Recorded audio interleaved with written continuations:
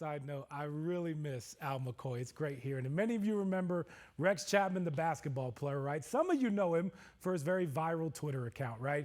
But Rex Chapman's story stretches far beyond all of that. He made millions, but lost everything, including almost losing his life to addiction. But the comeback, pretty epic, like that shot, maybe even more epic. And the entire story is something you won't be able to put down. I feel pretty conflicted being here, being celebrated for failing so miserably at life. Reading through Rex Chapman's life, you won't find fiction. The realness jumps off the pages. Always been probably mildly depressed since I was a teenager. I didn't really have any coping skills, I guess, to deal with life. A basketball life built for a king, King Rex, with the dark side. And reading the pages of his new autobiography out loud brings back the darkest days for Rex Chapman. I was always running around and getting in trouble, and I guess because I was a good player, I got out of trouble easily.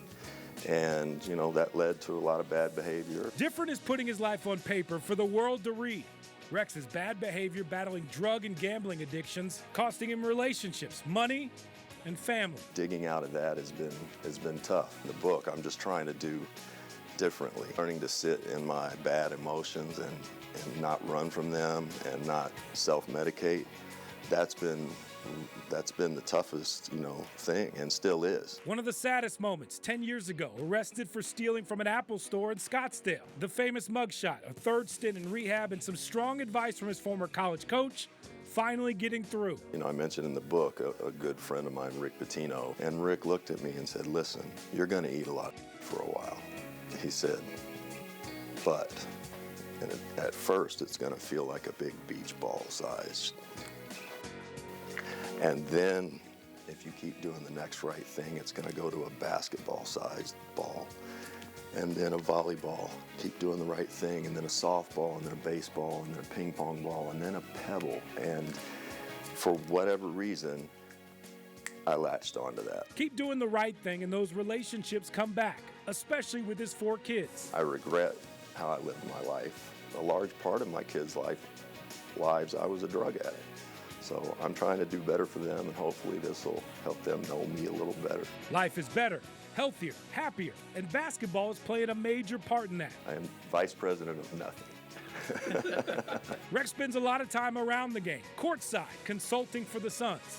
And his son Zeke is the video coordinator on Frank Vogel's staff. It's not as much of my identity now, but I do enjoy being around it. And I love that even after all these years, after so many mistakes, there are people that still value my experiences. Reading through Rex Chapman's life, you won't find fiction, but you will find a path to get your life back. If you hear one thing, it can change your whole life.